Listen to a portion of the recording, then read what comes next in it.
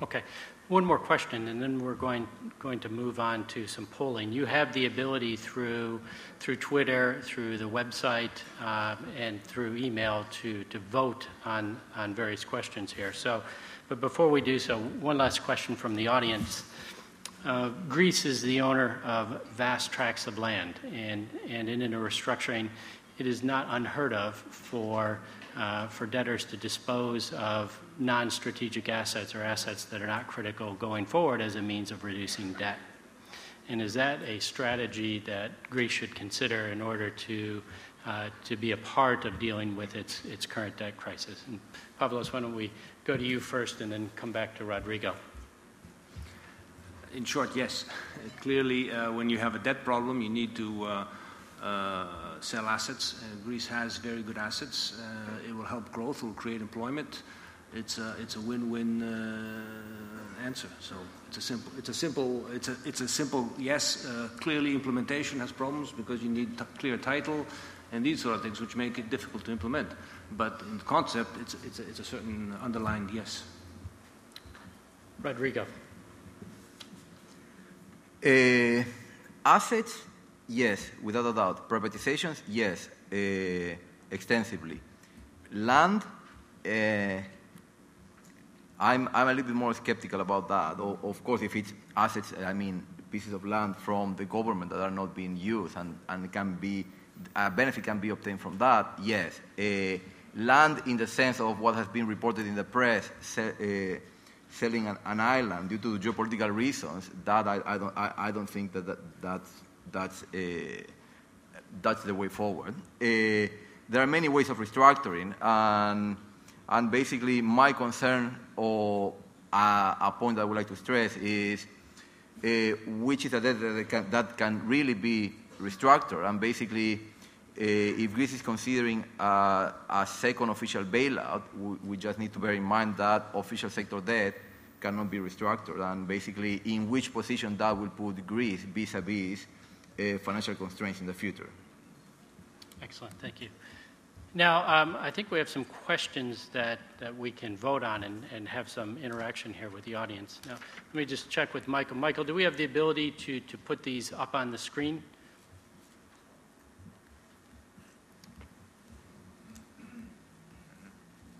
Great. So if we could just vote on these questions, if you haven't already.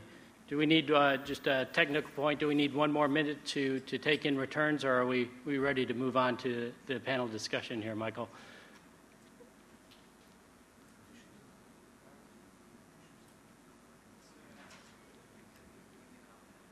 Okay, let's give it one more minute. And while we do that, maybe just one more question, both on my list and from the panel. And perhaps, Jeroen, if we could start off with you. There's been a question from the audience about the appropriate role of the ECB in the debt negotiations and whether they should be buying more Greek government bonds as a part of a restructuring, or whether they should be treated differently than perhaps private sector holders. And be interested in your perspective on what is the right role for the ECB to play in the restructuring process.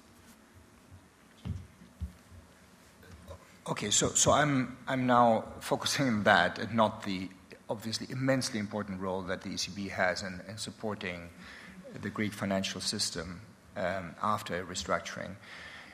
But these things are actually, these two questions, the role of the ECB in the restructuring and its role in supporting the financial sector are not entirely, cannot entirely be separated. So basically my view on this is that clearly, the ECB cannot use or come out of the Greek restructuring in a way that it would make a profit on debt that it has bought at depressed secondary market prices and is then repaid in full. I don't think that it wants this, and I don't think that anyone would think that this is reasonable. On the other hand, the ECB has a special status as a crisis lender. It took this debt not as a commercial transaction, but as a way of instilling confidence in markets. It is rather comparable in that role to the IMF or the EFSF. being a lender that comes in late in the game when things are extremely risky. And so I believe that because of this fact, it is owed some degree of seniority, if you like. Finally, we should not forget the fact that we really need the ECB in Europe in its original and mandated role, which is worrying about monetary stability. And the ECB got into this, essentially doing the rest of Europe a favor in intervening in ways that are not fundamentally in its charter, but arguing all the way along that this would not result in a transfer, in a monetary transfer or support of government finance.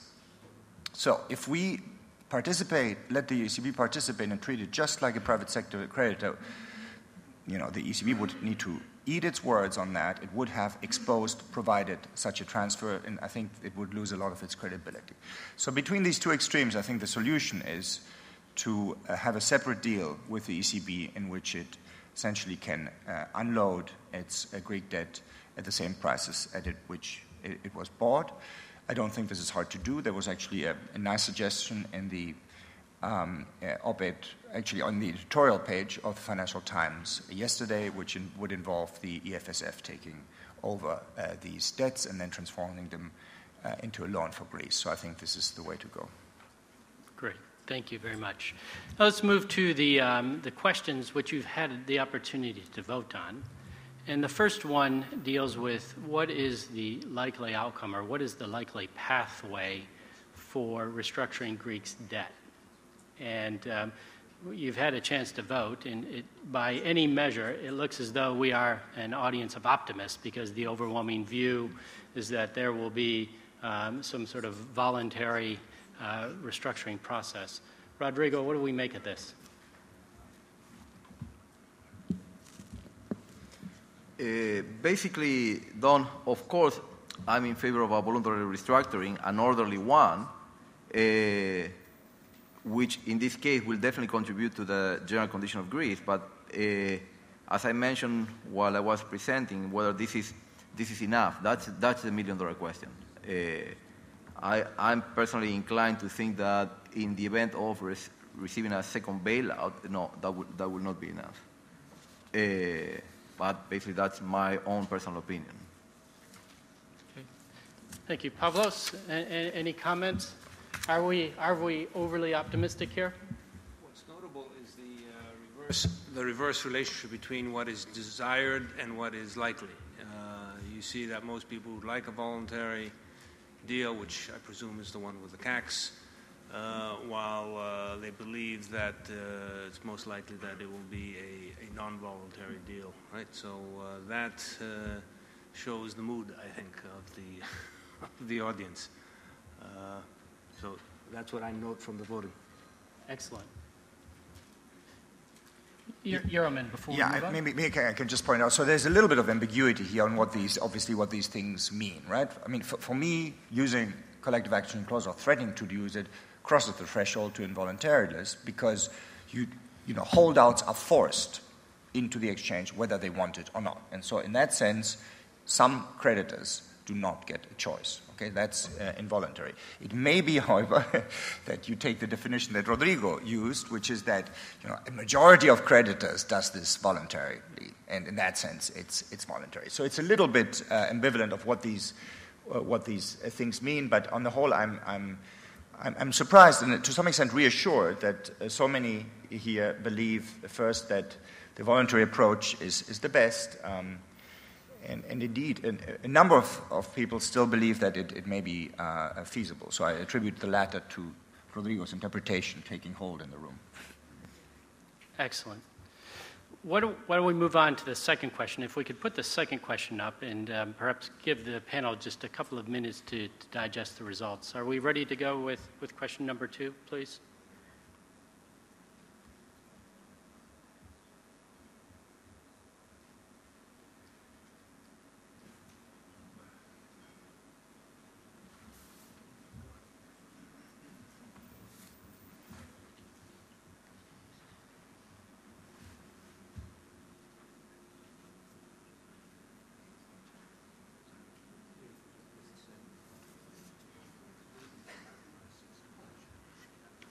Right.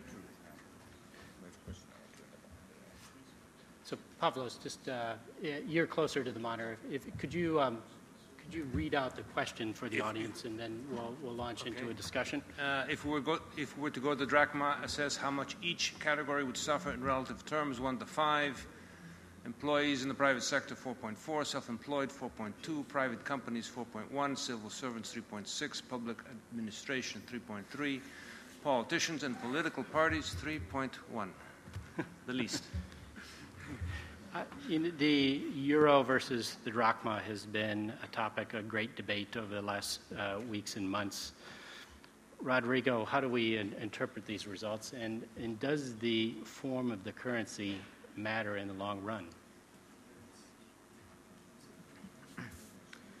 Well, from this result, there are many different possible views. Clearly, I think that drachma will be bad for Greece. I think that the best is to stay within the euro. But this is something that needs to be seen in the medium to long-term scenario, whereby assuming that all targets are met and we are successful in all these different stages, in 8 years from now, we'll get a debt-to-GDP ratio of 120%, which still has certain question marks around whether it is sustainable. And in addition to that, what we have to bear in mind is that the next 8 years will imply austerity measures, which translates in higher taxes, higher unemployment rates. And on this, in part, I'm drawing from my own personal experience. I'm Argentine myself, so I have outlived a couple of crises. And basically,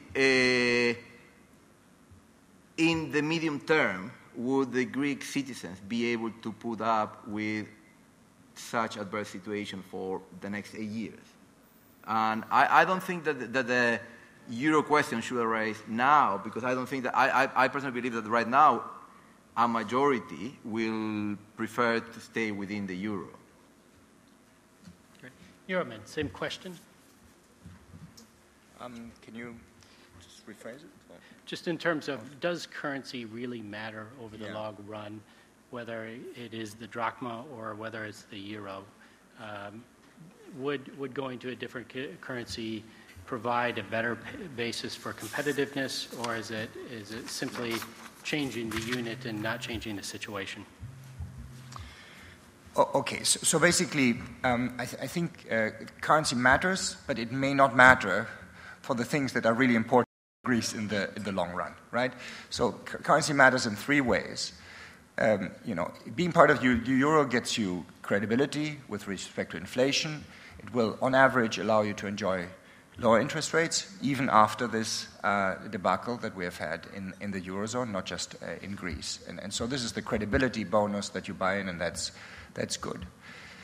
Okay, then there's a sense in which not having your own currency is a bad thing, which it does not allow you, it denies you a policy instrument that helps you get out of crises, right? And that's part of what we are feeling now. Of course, exiting the euro now does not help you get out of the crisis. It makes the crisis worse, at least in the short run.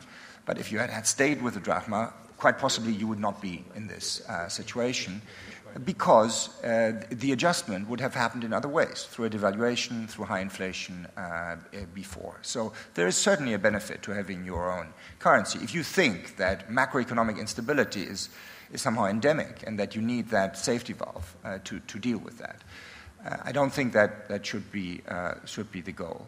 But then there is a deep sense in which this issue of drachma or no drachma is really irrelevant, and from that perspective you should stay in the euro, which is the long run growth and competitiveness issues.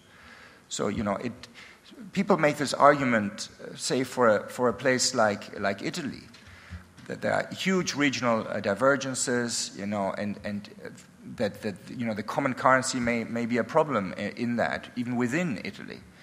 But the tradition of regional disparity and poverty and slow growth in the south is one that goes back hundreds of years. It precedes any common currency. So we're talking about really long-run things here that have to do with the structure of society and that only Greece can address, and they do not have to do with the euro or the drachma. Excellent. Thank you.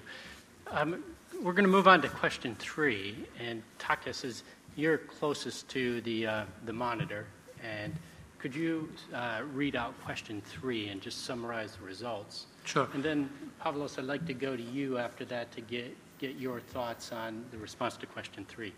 So question number 3 is to get out of this situation, prioritize your areas of focus for the current or forthcoming administration, 1 to 5, 5 being the most difficult. And the things that came up have to do with the government. Reform public administration first, reduce the size of the public sector second, fix the judiciary system third, reduce red tape and facilitate entrepreneurial growth next, and increase revenues by cracking on tax and duty evasion number 5. Down to the bottom of the list is maintaining credit flow to the economy and create stimulus to increase investments. Yeah. Pavlos, in many respects, I think this is the central question for the Greek debt crisis, which is how do things get better going forward? So how should we be thinking about prioritization? Because there seems to be more than enough to do. In my opening remarks, I mentioned, I think, all items that are in red as important. I would argue that you would need to do all of the ones in red. I certainly don't think you need to create domestic stimulus for investments. Clearly the bank system has to work. But in terms of getting investments and growth, you need a judiciary system to create a level playing field. The tax evasion is not just fiscal, it is also equitable, and it also produces a more competitive sectors because until now firms remain small and try to avoid taxes and are uncompetitive in size compared to larger firms who do pay their taxes because they are in the focus of the tax authorities and have books, clean books and audits, etc., and they cannot avoid taxes. And they suffer because of that. So Greece has too many small firms which cannot compete on a European scale. Tax evasion leads to this fragmentation of the business sector, and we need to create bigger firms through many ways. Tax evasion is probably the biggest. Red tape, I've mentioned clearly. Any entrepreneur who tries to start a business and is waiting 2-3 years later to get all the approvals will go somewhere else. So we need to attack all of these items, very important ones, pretty much simultaneously, I would argue. Excellent. Now, just in terms of housekeeping and timing, we have about 4 minutes left. And so what I'd like to do is I have a very good question from the audience, and I'd like to put that to the panel. And then after that, if we could just have some concluding remarks, and then we can conclude the discussion on panel 1. But, and Zeroman, I think you're probably the best person to kick this off. And just by a bit of background, about a week before the default and the decline of Lehman Brothers, Lehman's bonds were trading somewhere around 400 basis points above U.S. Treasury. The day before Lehman went down and filed for bankruptcy, their bonds were trading about 700 basis points above U.S. Treasuries. Hank Paulson, the then Secretary of the Treasury, was absolutely clear about the fact that the government was not going to support Lehman Brothers in any way. The day that Lehman Brothers defaulted and filed for bankruptcy, their bonds were worth 8 cents. So it seems to me that there is a bit of optimism, and depending on your disposition, over-optimism in the bond market. And so, Zeroman, the question from the audience, and I think it's a very good one, is put yourself in the shoes of a portfolio manager at one of these hedge funds or distressed debt funds. And what is your rationale for purchasing Greek debt today?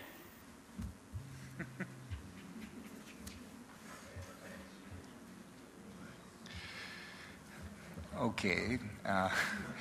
So I would probably not purchase Greek debt today. I mean, it's, I think this is a moment where basically there's a huge uncertainty. I think, based on the expectation that, the rational plan, which is what I've tried to outline, will go through, there may be a case that some debt at the long end of the yield curve may look cheap, and debt at the very short term of the yield curve may look expensive. And the reason for that is that there was previously an assumption that some of this debt may not be restructured, which came from the voluntariness principle, and to the extent that we are retreating from it, it may be restructured. So based on that sort of sense, there might be some trades that I might do as a hedge fund manager, but it cannot certainly not be subsumed into a simple issue of would I buy or sell. So it very much depends, amongst other things, on the maturity of that debt. I mean, I think if you just allow me to add one more thing, the sense in which the Lehman analogy that you kicked off with might not be a good one for Greece is that, and here again I'm speaking more with public policy and welfare in mind, and not so much with what happens to individual investors. And particularly I'm speaking in mind of what will happen to the rest of Europe if Greece restructures. So the sense in which the Lehman analogy is not a good one is that Lehman, as we all know, was a huge surprise. And this is why the spread was so small even 1 week before the restructuring. It wasn't supposed to happen. Lehman was supposed to have been taken over by Barclays. And that was impeded at the last minute by the British authorities. In this situation in Greece could not be more different in this regard. It's been essentially, a chronicle of a debt restructuring foretold. Investors have had months and months and months to prepare for it. And in that sense, actually, the Argentina analogy is a very good one. Argentina was also a slow-moving crisis. I was at the IMF at that time, and I remember how we were worried that, this would lead to huge regional spillovers. And in the end, it didn't. This was the famous decoupling. Uruguay was heavily hit, but none of the other countries. And the reason is that people were prepared. It was an expected crisis. And this is why I would hope for the spillovers from this crisis to the rest of Europe to be relatively minor. Thank you very much. Now, Professor Jacobidis is a very tough taskmaster when it comes to time, and we are just out of time. What I'd like to do is to ask each of the panelists to give us your 10-second wrap-up, and we'll start with Rodrigo, and we'll end with Takis. Rodrigo, in 10 or 15 seconds, what are your thoughts going forward? How should we wrap this up? 10, 15 seconds to deal with legal, political, social, and economic aspects. I think I would say just thank you for coming.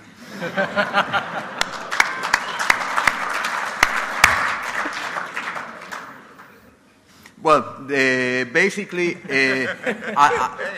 no. Your 10 seconds, man. No, everybody started looking at me like they were expecting something else. I would just say, although I might not be surprised, there should be at least a plan B. We were waiting for this for the last 2 years. Let's face it. Let's stop avoiding the unavoidable. Go for an orderly debt restructuring, probably after default. And let's face the consequences rather sooner rather than later. Thank you. Pavlos. I think Greece knows its problems, so let's just get down and correct them. I think we've been delaying this for many years. We know what we have to do. Let's just do it. Jörgen? So I think there's been a lot of actually agreement on this panel, and for one good reason, which is that the problems that we have discussed on this panel are actually the simple ones. The really difficult problems will be discussed in the next 2 panels. And so, the private sector debt restructuring problem is the one problem that Greece ought to be able to handle. The question is about long-run growth, and also, unfortunately, the question is whether the debt relief that Greece can get from an orderly debt restructuring in the way that has been outlined here is going to be enough to reestablish sustainability. And if it's not, who will then share the remainder of the burden and how it will be shared? Great, thank you. And Takis, let the record show that the last word went to J.P. Morgan. So I would just say two things, right? One is when it comes to debt, the world has been preparing for a long time. It can deal with a voluntary, with an involuntary default. It can deal with CDSs being triggered. People are going to make or lose money, but it's all containable. As many people have said, this is not Lehman. The world can handle it. What we want is a clear and definitive solution. And then we need to forget about the past debt and focus on structural changes and focusing on getting the country growing. Great. Thank you very much. This concludes the first panel.